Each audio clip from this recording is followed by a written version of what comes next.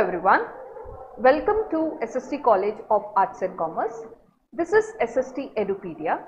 I am Assistant Professor Padma Deshpande. Today I am going to continue with my Chapter 3 Marketing Mix. This is FYBMS Semester 2, subject is Principles of Marketing. So in my last two sessions I have covered the first two units of this subject. Today I am going to talk about some aspects of chapter 3, that is marketing mix. So first and foremost, what is marketing mix? Marketing mix is basically the combination. This has been given by Jerome McCarthy. We call the marketing mix as the pillars of marketing. It is based on four important aspects, or we can say four key variables, which are product, price, place and promotion. Now why this marketing mix is important? See, कोई भी company को अगर अपना product को कहीं पे cell करना है, अपने प्रोडक्ट को प्रमोट करना है, तो वो प्रोडक्ट में कुछ फीचर्स होने चाहिए, उसके उस प्रोडक्ट के फीचर्स के, उस प्रोडक्ट के कैरेक्टरिस्टिक्स, उस प्रोडक्ट के नेचर के हिसाब से उसका प्राइसिंग होना चाहिए, फिर वो प्रोडक्ट कहाँ पे अवेलेबिलिटी होना चाहिए, ये प्लेस में आता है। और हर प्रोडक्ट के लिए हम एक ही टाइप ऑफ एडवर्टाइजिंग नहीं कर सकते हैं, डिफरेंट प्रोडक्ट्स आर देयर, तो डिफरेंट प्रमोशनल स्ट्रेटजीज लगते हैं। तो that is why when any product has to be sold in the market और any service has to be sold in the market, four important variables need to be focused on, that is product, price, place and promotion. So that is the reason why we call this as the four P's or four pillars of marketing. Now what is marketing mix? As I told you, all these four P's are very important, and irrespective of any industry, marketing mix is required in all types of industry for all type of products and services. So that is why we say it is all pervasive. It is required in each and every industry or each and every sector. Then there are many ways of what we do is we collaborate, या फिर हम mix करके different strategies को use करके हम marketing mix को अपना develop करते हैं according to the suitability, according to the industry, according to the market का रिक्वायरमेंट के हिसाब से. So that is why lot of creativity, lot of different thinking is required while developing a marketing mix. Then it keeps on changing because the market is changing, the environment, business environment keeps on changing, the needs of the customers are changing. Every day there is something new, technology is changing. So it is dynamic in nature, it has to be flexible, and there are many variables like marketing mix को impact करने के लिए market environment की जो variables है, हमने अपने chapter 2 में देखा है marketing environment. इसमें marketing environment में micro environment and macro environment आता है. तो ये micro and macro environment जो होता है ये इस variables को affect करता है. So that is why it is there are environmental variables affect marketing mix. Then marketing mix को हम फोकस इसके लिए करते हैं क्योंकि ultimate aim of any marketing is to reach to the customer, to satisfy the need of the customer. So marketing mix is also based on the customer. So focus is on the customer, क्योंकि हम product ही customer के हिसाब से बनाते हैं, pricing customer के हिसाब से करते हैं, उसकी अवेलेबिलिटी कस्टमर के हिसाब से करके देते हैं, प्रमोशनल स्ट्रैटेजीज कस्टमर को किस तरीके से समझेगा ये हम कस्टमर के हिसाब से करते हैं. So there is focus on the customer, and of course every organization का गोल यही होता है, they want to reach out to the maximum customers. उनका मार्केट में उतना ज़्यादा से ज़्यादा पहचान होना चाहिए, उनका मार्केट शेयर ज़्यादा से ज़्यादा होना चाहिए, प्रोडक्ट का उनका प्रोडक्ट्स ज़्यादा से ज़्यादा सेल होनी चाहिए, and they should be able to earn lot of profits. Now marketing mix when the product is in different stages, हमने देखा है प्रोडक्ट का भी एक लाइफ साइकिल होता है.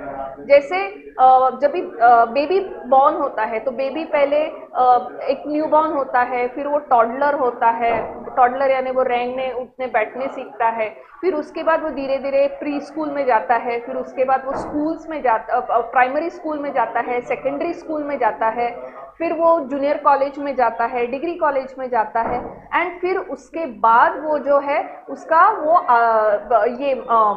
कैसे है कि वो फिर काम करने लगता है, अर्निंग करने लगता है, फिर उसका मिडिल लाइफ स्टेज आता है जहाँ पे वो शादी करके सेटल हो जाता है। देन उसके बाद वो इंसान कैसे एज हो जाता है, वो बूढ़े हो जाते हैं। तो लाइफ टू डेथ का जो सफर होता है वो ह्यूमन बींग्स की लाइफ साइकिल होती है। वैसे ही प्रोडक्ट की भी एक लाइफ साइकिल होती है which is divided into 5 stages. So पहला स्टेज होता है introduction stage. So introduction stage में क्या होता है, more of promotion is required. इस स्टेज में ज़्यादा से ज़्यादा प्रोडक्ट के बारे में ज़्यादा नॉलेज कस्टमर्स को नहीं होता है, मार्केट में इसकी नॉलेज नहीं होती है, तो इसके वजह से यहाँ पे more of promotional aspects are required, क्योंकि प्रमोशन करना पड़ता है। फिर सेकेंड स्टेज आता है ग्रोथ स्टेज।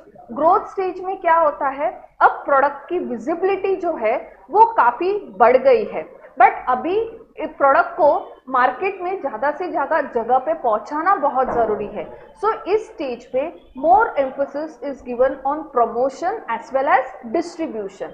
फिर एक स्टेज आता है that is called as the maturity stage. अब इस स्टेज में the product is well known in the market and it is very important कि अब ये डिस्ट्रीब्यूशन बनाए रहे, मार्केट में ज़्यादा से ज़्यादा ये प्रोडक्ट चले। एंड उसके बाद इस स्टेज में maybe there is a requirement कि प्रोडक्ट में थोड़ा सा चेंजेस भी, प्रोडक्ट के फीचर्स में, प्रोडक्ट के यूज़ में कुछ थोड़े बहुत चेंजेस लाने पड़ते हैं, क्योंकि प्रोडक्ट का अभी लाइक बहुत सारे जैसे ये होते हैं, मिल्क पाउडर्स होते हैं या जो चॉकलेट बेस्ड पाउडर्स होते हैं जो बच्चों को दूध में डालते हैं, जैसे हॉर्लिक्स हो गया, कॉम्प्लान हो गया, तो इसमें जब भी वही वो प्रोडक्ट अभी हॉर्लिक्स ये वेल एस्टैब्लिश ब्रांड है, अब ये ऑलरेडी मैच्योर्ड स्टेज में है, तो अब इसमें चेंजेस क्या ला सकते हैं, इसके फ्लेवर्स में चेंज लाया जा सकता है। जो चॉकलेट पाउडर है वो कोको पाउडर हो सकता है, या फिर स्ट्रॉबेरी फ्लेवर ला के ये कर सकते हैं। बीच में ये क्या बोलते हैं, ड्राई फ्रूट बेस्ड फ्लेवर हो सकता है। सो this is the alteration that is brought in the product, या प्रोडक्ट में थोड़े से मॉडिफिकेशन किया जाता है। This when it is done in the maturity stage. उसके बाद ये करने के बाद भी अगर प्रोडक्ट नहीं चलता है मार्केट में, तो इस स्टेज में क्या होता है, this means that the product is already in the decline stage. इस स्टेज पे more of dealer promotion is done. जो होलसेलर्स रिटेलर्स होते हैं उनको स्कीम्स दिया जाता है, उनको एनकरेज मोटिवेट किया जाता है कि आप ये प्रोडक्ट को ज़्यादा से ज़्यादा सेल करो, ताकि अगर आप इतना सेल करेंगे तो हम आपको इतना कमीशन देंगे। सो डीलर मोटिवेट प्रमोशन किया जाता है, price discounts, offers, payback schemes ऐसे इस स्टेज में डाला जाता है। So depending on the product life cycle marketing mix में भी चेंजेस लाने पड़ते हैं, बिकॉज वो प्रोडक्ट के लाइफ साइकिल के बेस पे ही हमने पहला ही पॉइंट पढ़ा है कि it is all pervasive and it is dynamic in nature. So marketing mix पे फोकस करना बहुत ज़रूरी होता है, specially which stage of life cycle that product is in. Then organizational में भी जब भी ऑर्गेनाइजेशन के रिसोर्सेज में चेंजेस आते हैं, अकॉर्डिंगली मार्केटिंग मिक्स को भी ऑर्गेनाइजेशन को चेंज करना पड़ता है। एंड एक ही टाइप ऑफ मार्केटिंग मिक्स एक ही प्रोडक्ट के लिए यूज हो सकता है। Different brands will require different marketing mix and all the variables. Product में चेंज लाते थे तो प्राइस को भी चेंज करना पड़ता है, प्रमोशनल स्ट्रैटेजीज में चेंज करना पड़ता है, डिस्ट्रीब्यूशन स्ट्रैटेजीज को चेंज करना पड़ता है। सो ऑल द वेरिएबल्स जो हैं, चारों ये जो पिलर्स हैं वो एक दूसरे से रिलेटेड हैं। Okay, now what are the different elements? जैसे मैंने बोला 4 pillars, product, price, place and promotion. So ये जो ईच एस्पेक्ट है इसको अब हम थोड़ा सा डिटेल में देखते हैं। The first aspect is product. What is product? Product is anything that is offered to the customer. So product में कुछ ना कुछ यूज होता है, that is why it is accepted by the customer. Now in product also different companies follow different strategies.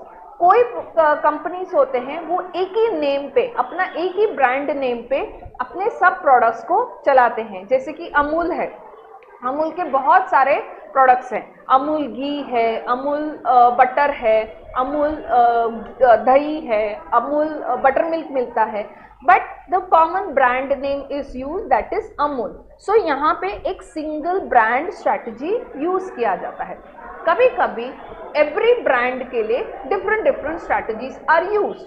Now say for example this is called as multi brand strategy.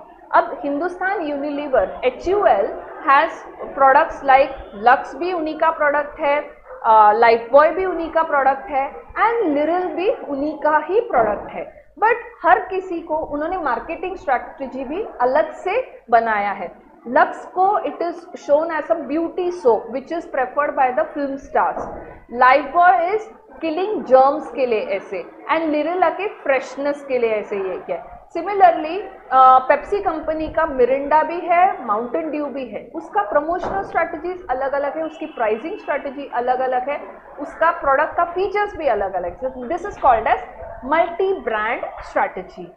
Sometimes companies concentrate only on one single business या one single product, or maybe the company might even go for diversified product lines. जैसे कि अभी Pepsi है या फिर HUL है, HUL ने different product lines को ऑफर किया हुआ है.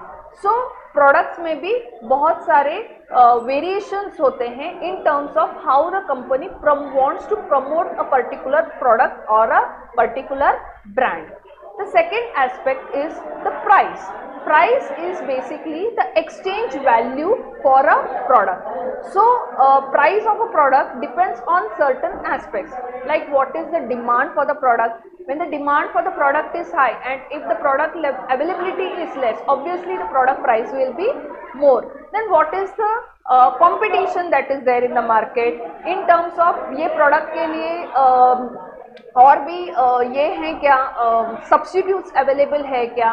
देन दूसरे कॉम्पिटिटर्स क्या और स्ट्रेटजीज यूज कर रहे हैं, डिस्काउंट ऑफर कर रहे हैं क्या, प्राइस कट्स ऑफर कर रहे हैं क्या, कितना पीरियड क्रेडिट देना पड़ता है, लाइक इंस्टॉलमेंट पे हम खरीदते हैं तो वो प्रोडक्ट की फिर प्राइसिंग कितनी होनी चाहिए, फिर क्रेडिट जितना देते हैं उतना उस हिसाब से वो प्राइसिंग, क्योंकि उतना पीरियड के लिए जो सेलर है उसको तो वेटिंग पीरियड है ना, तो he will definitely like to recover that cost. Like say for example आपने एक वॉशिंग मशीन लिया, अब वो वॉशिंग मशीन आपने 12 मंथ्स के EMI पे लिया है, तो आप मतलब आपके पास से वो पर्सन को, सेलर को 12 मंथ्स के बाद उसका पैसा रिकवर होगा पूरा कॉस्ट.